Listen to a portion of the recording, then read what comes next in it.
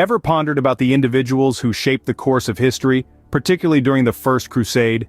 In the late 11th century, a religious and military expedition known as the First Crusade unfolded. This was not just a mere historical event, it was a period that witnessed the fervor of faith, the clash of cultures, and the thirst for power and control. It was a time when extraordinary individuals stepped onto the stage of history, using their influence to shape events in ways that would echo through the ages. At the heart of this monumental undertaking was Pope Urban II. He was an individual of immense charisma and influence. It was his impassioned plea at the Council of Clermont in 1095 that lit the fuse for the First Crusade. His call to arms was not just a cry for the liberation of the Holy Land from the Seljuk Turks, it was a rallying cry that sparked a flame in the hearts of thousands across Europe. His motivation was twofold: to aid the struggling Byzantine Empire and to secure the control of the Church over the Holy Land. Then there was Godfrey of Bouillon, a nobleman, a warrior, a leader. He was one of the first to answer Pope Urban's call, leading his forces on a perilous journey across Europe and into the heart of the Middle East. His actions during the siege of Jerusalem and his subsequent rule as the defender of the Holy Sepulchre highlighted his dedication to his faith, his tactical acumen, and his sense of duty.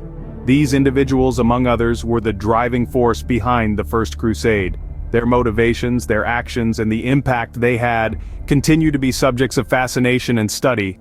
They were not just figures in a forgotten past, they were architects of a course of events that would shape the world as we know it. As we delve deeper into the First Crusade, we're going to meet more fascinating characters that played critical roles in this historical event. So, who were the main players in this grand historical drama of faith and power? Let's take a closer look at the key figures who held the reins in this monumental event, the First Crusade. First, let's delve into the world of the Knights Templar. These warrior monks, bound by their vows of poverty, chastity, and obedience, were a force to be reckoned with. Their primary role? To protect Christian pilgrims venturing into the Holy Land.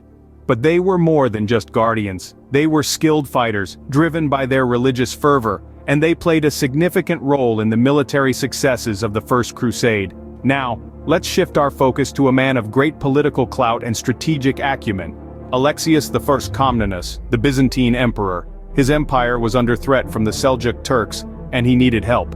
So he turned to Pope Urban II, requesting military aid. His plea set in motion a series of events that would eventually lead to the First Crusade.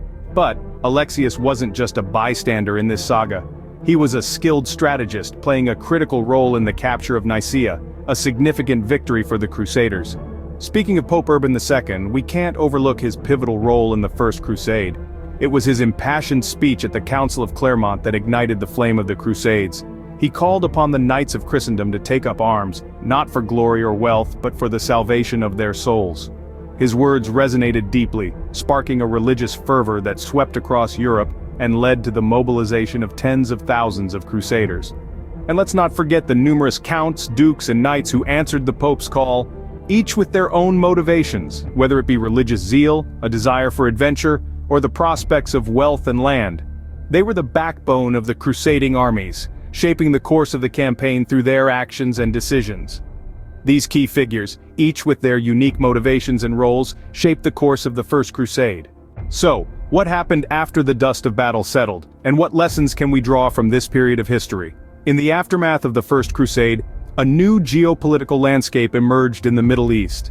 The Crusader states were established, 4 feudal principalities carved out of conquered territory.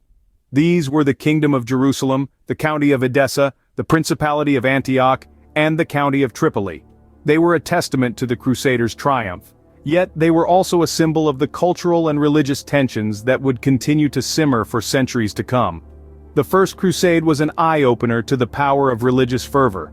Thousands of men, women, and even children left their homes, driven by a burning conviction that they were doing God's work. This mass movement of people, fueled by faith, is a stark reminder of the profound influence religion can wield over society. Yet the Crusade also highlighted the dangers of cultural misunderstanding. Crusaders from Western Europe, armed with their own perceptions of the Islamic world, clashed with a culture they barely understood. This lack of understanding often resulted in unnecessary violence and conflict. Reflecting on these lessons, it's clear that the First Crusade presents a mirror to our own time. Despite the huge leaps we've made in technology and science, the power of belief still moves nations, shapes politics, and starts wars. And despite living in a world that's more connected than ever, cultural misunderstandings continue to fuel conflicts around the globe. The Crusaders' story is not just a tale of medieval knights and battles. It's a human story that resonates with the contemporary world. It underscores the importance of empathy, understanding, and dialogue in navigating our diverse global community. It reminds us that history is not just about the past, it's about the present too. The First Crusade, a pivotal period in history, offers us valuable lessons. As we reflect on these lessons, we can strive to better understand our world today. As we wrap up our journey through the First Crusade, it's important to remember the individuals who shaped this historical event. The brave knights, the cunning leaders, the everyday people caught in its wake, each played a role in this monumental period of history. In our exploration, we've touched on key figures and their roles, the unfolding of the crusade itself, and the aftermath that forever changed the course of human events. We've delved into the lessons that can be extracted from such a tumultuous time, lessons of courage, of conviction, and of the consequences of uncompromising belief. Remember, history is not just a collection of past events, but a treasure trove of wisdom and experience that we can draw from. It's a compass that helps guide us through the complexities of the present. By understanding the past, we can better navigate the present and shape a more enlightened future. So keep exploring, keep questioning, and keep learning.